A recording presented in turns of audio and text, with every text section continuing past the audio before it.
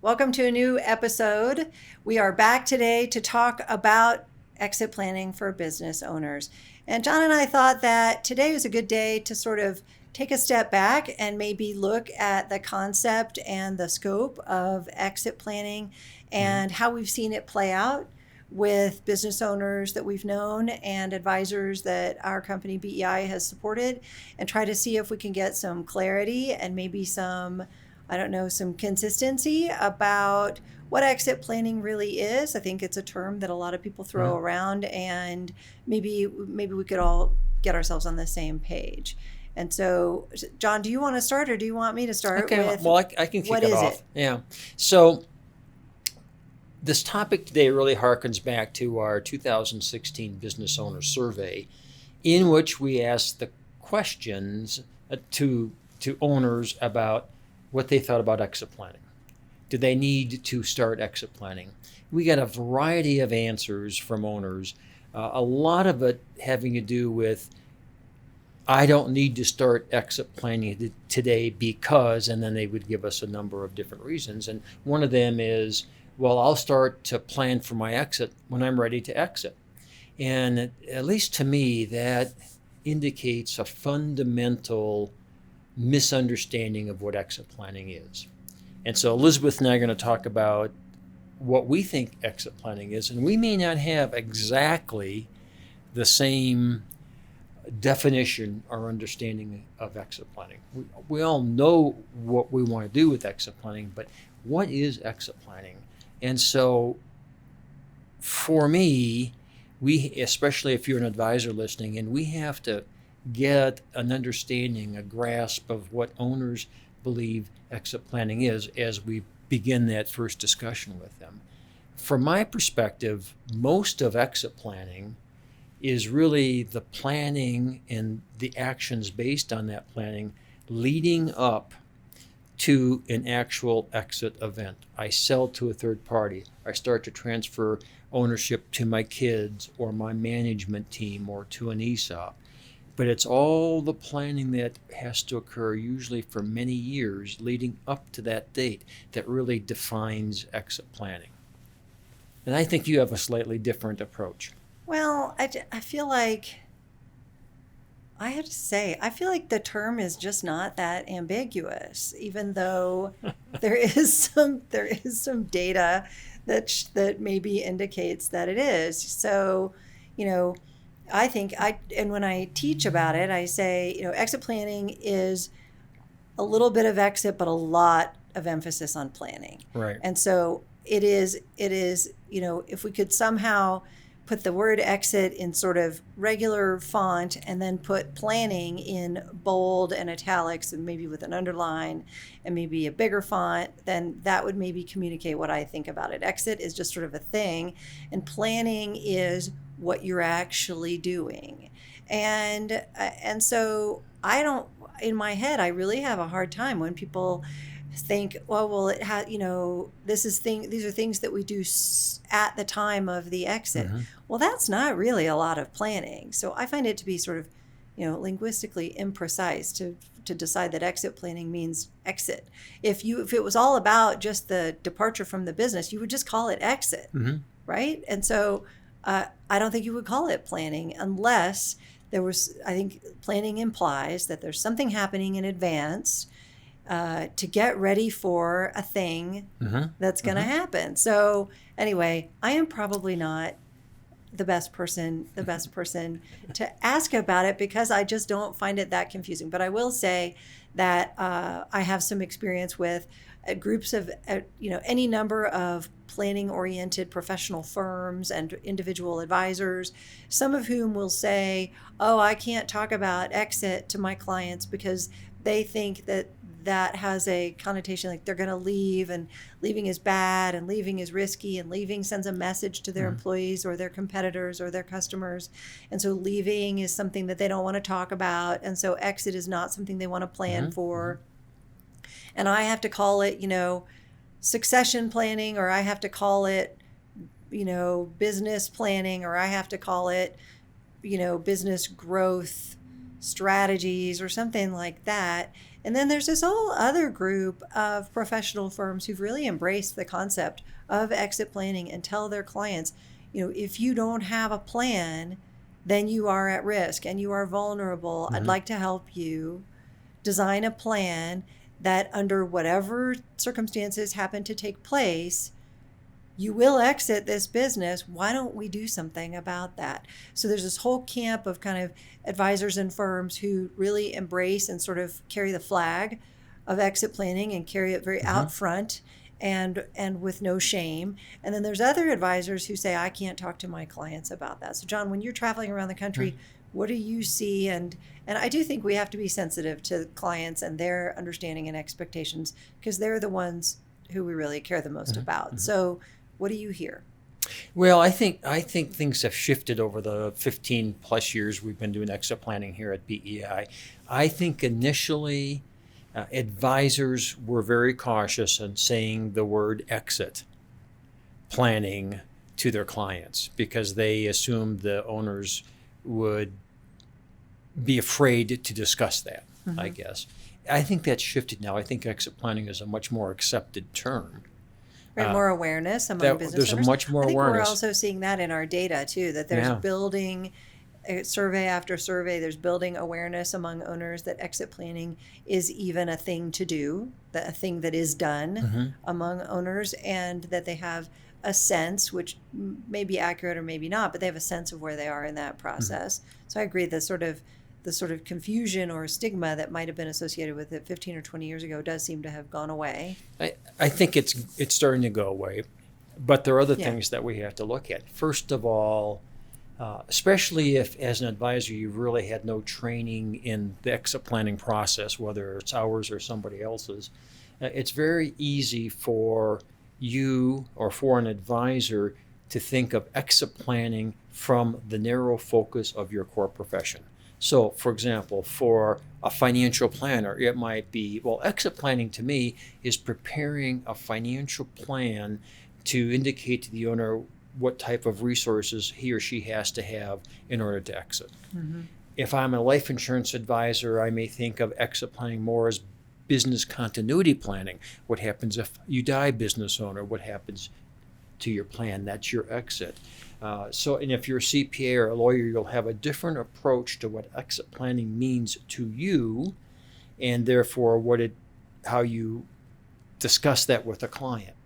So maybe, and even as Elizabeth and I talk about exit planning, we have not a different understanding of what it is, but maybe a different emphasis on what exit planning is. So maybe we should start with this question.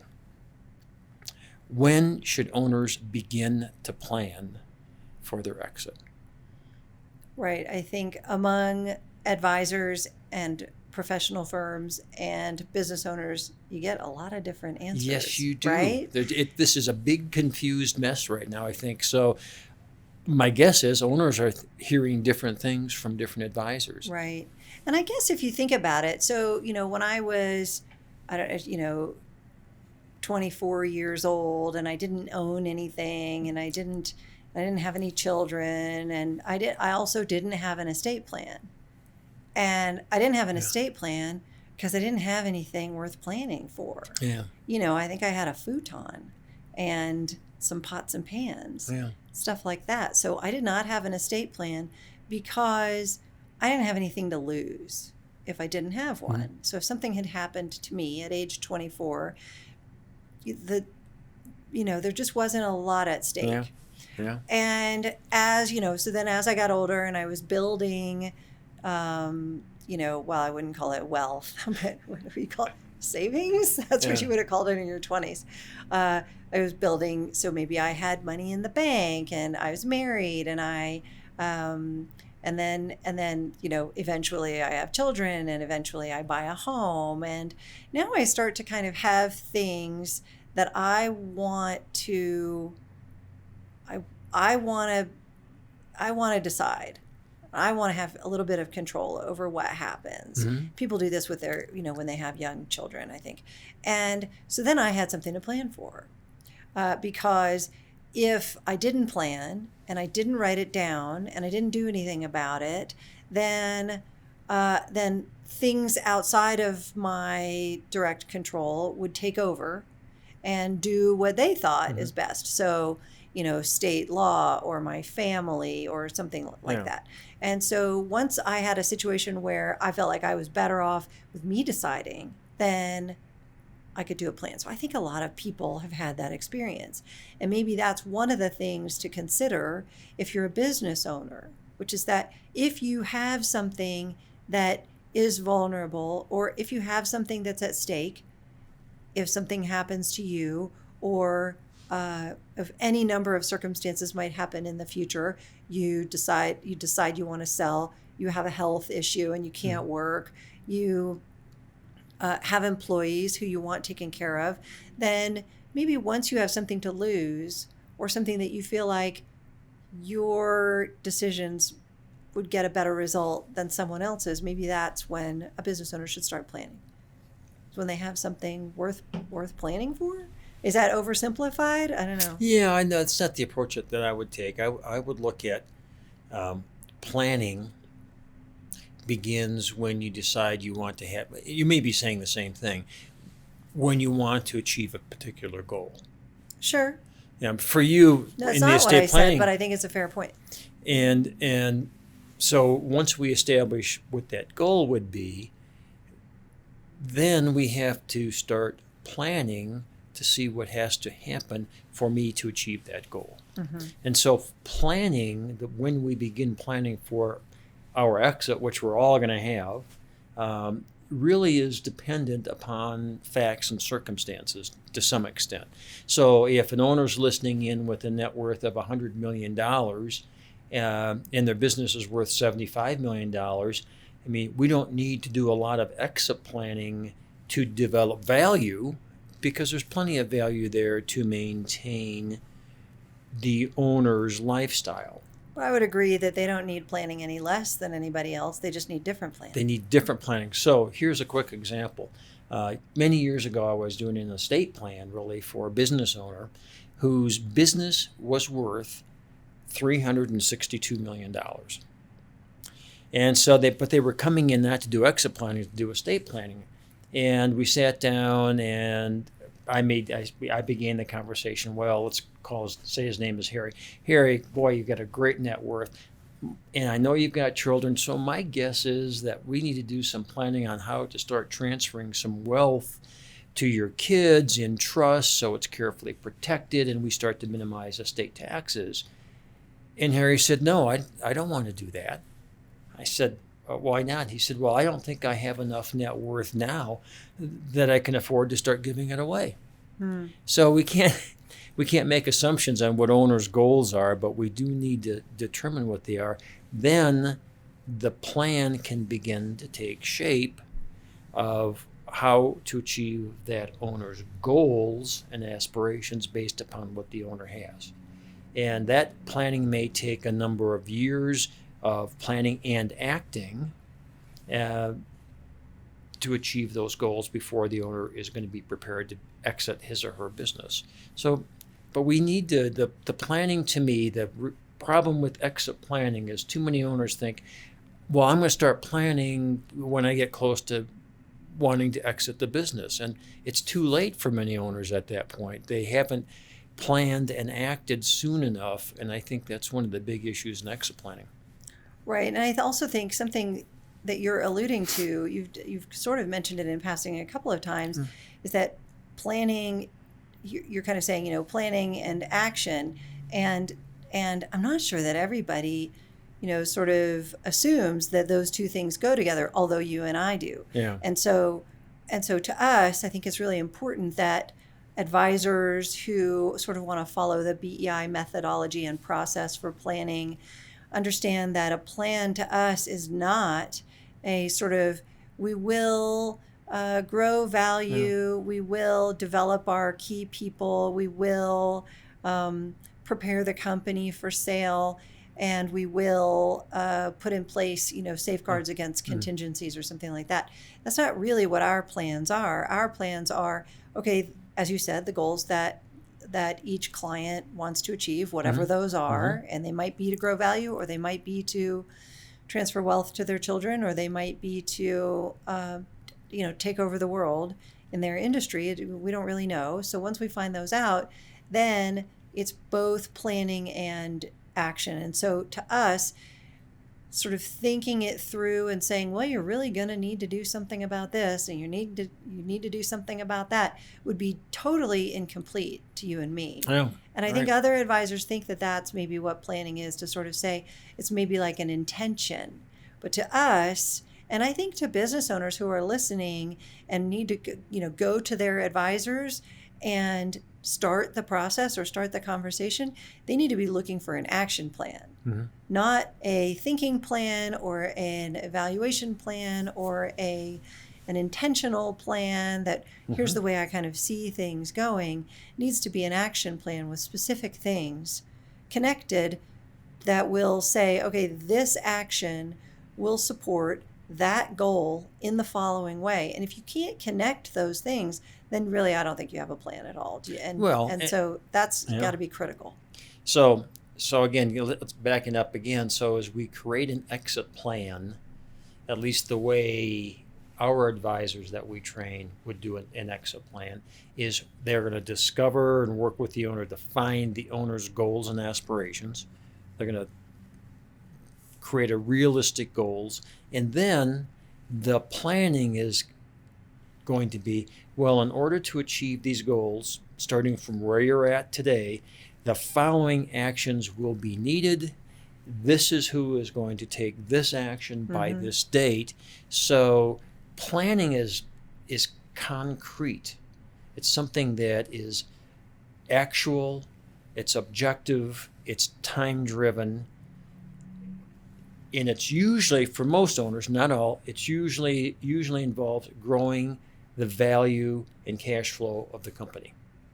And then we're going to the planning and action begins, and it doesn't end until the owner has successfully exited the business. That's very different than just say, oh, I'm going to do exit planning. Right.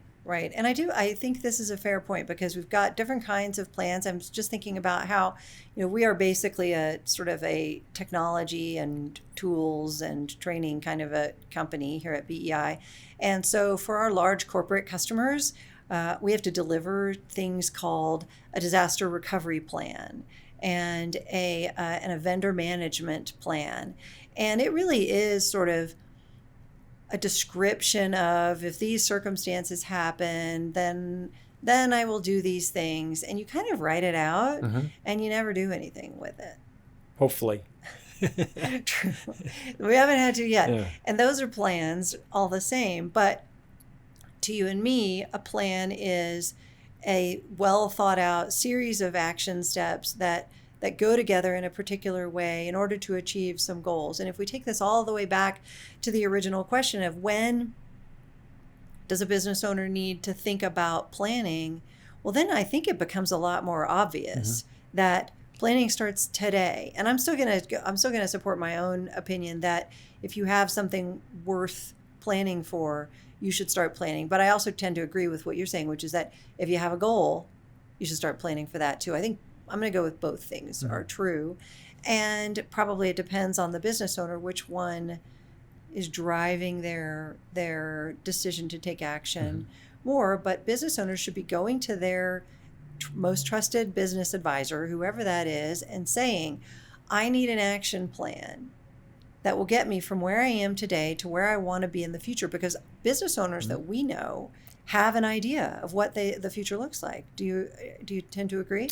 Yeah, I agree. I guess I would emphasize more the need to consider exit planning as something that does need to begin now, even though the owner may not want to exit for many years. And the planning is really a roadmap. We talk about a roadmap all the time at BEI. It's really to create a roadmap that we embark upon this, the owner embarks upon this journey right now of achieving a series of intermediate benchmarks or goals on the way to achieving financial independence and other goals. And It's not something that you can start as an owner when you think you're ready to exit the business.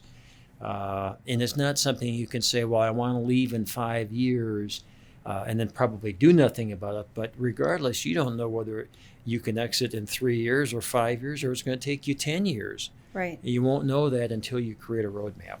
Right. I had one client who the goal was to grow the business to a particular size, and there were pretty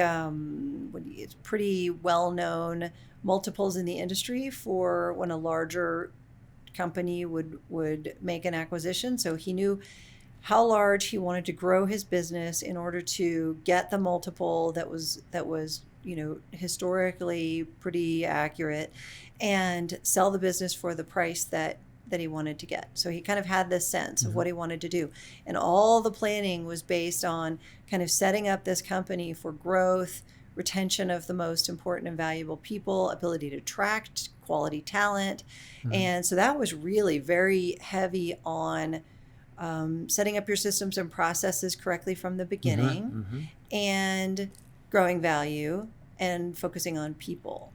And that was sort of a long arc that this client went through, and did get to that level, sell the business, and had a very successful sale. But I've also had clients who their goal was very different. They have insider transfer, as we call it, sort of goals of having people who have worked for the company for a long time take over ownership. And then all of the action steps become very different, and the goals are very clear. But I've seen some of those clients who I've stayed in touch with over the years create a sort of a series of almost, I was going to say cascading, but they kind of don't. They're more like stair-step building an action plan to get everybody to this level, which is ownership among this group of people, stability in the company, very limited or non-existent debt among the shareholders for acquiring, get stable, grow the business, then do a whole nother series of planning to achieve the next set of goals, which are completely different.